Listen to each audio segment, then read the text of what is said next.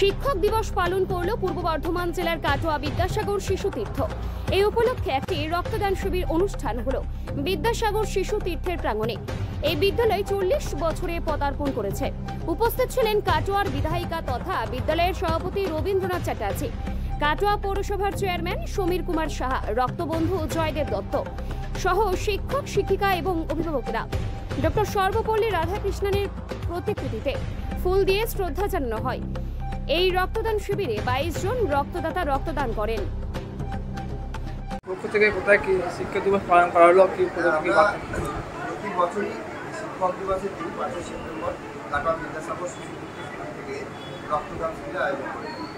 তাই আজকেও আমরা এই অনুষ্ঠানটা করেছি। ইতিমধ্যেই আমাদের কাটোয়ার বিধায়ক তথা বিদ্যালয়ের সভাপতি রবীন্দ্রনাথ চট্টোপাধ্যায়, কাটোয়ার পৌর প্রধান এবং কাউন্সিলররা মিলে আজকে অনুষ্ঠান সূচনা হলো। এবং দেখতে পারবেন যে এখানে রক্তদাতারা অলরেডি রক্ত দিতে শুরু করেছে।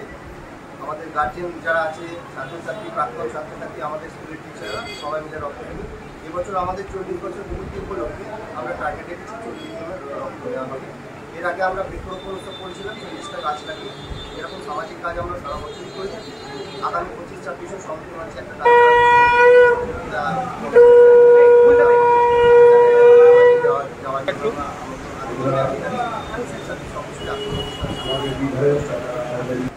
মানুষের কিরকম দেখছেন?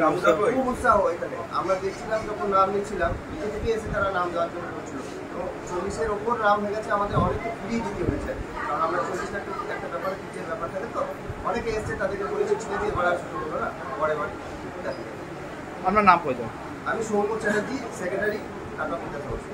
কি অনুষ্ঠান করলেন বা কি কি করছেন বা কি বার্তা নিয়ে এগোচ্ছেন? বলি আজকে আমাদের তো মহান শিক্ষক দিবস আছে। যারা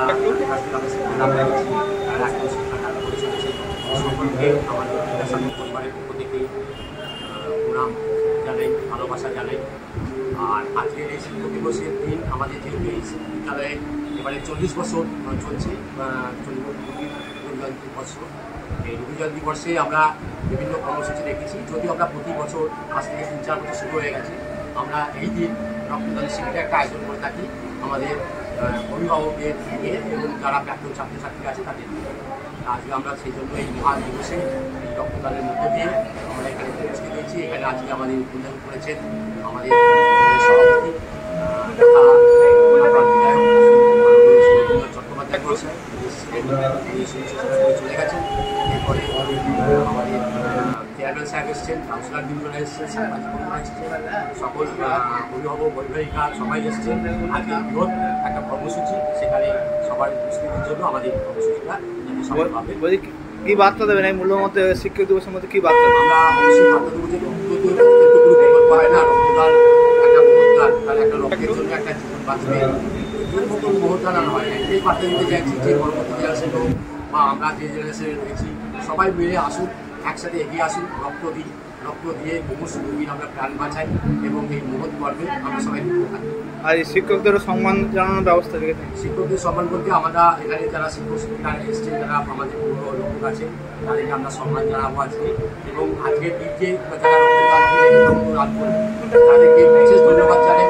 তারা আজকে আমাদের এখানে মহৎ পর্বে তারা এসছেন এবং তারা আমাদের পরবর্তী যে প্রোগ্রাম আছে 25-26 সেপ্টেম্বর কাটোয়া সভাপতি মঞ্চে, সেখানে নিয়ে গিয়ে বড় করে তাদেরকে সম্বর্ধনা দেওয়া হবে এবং সমস্ত শিক্ষকদের সেখানে আমন্ত্রণ জানানো হবে।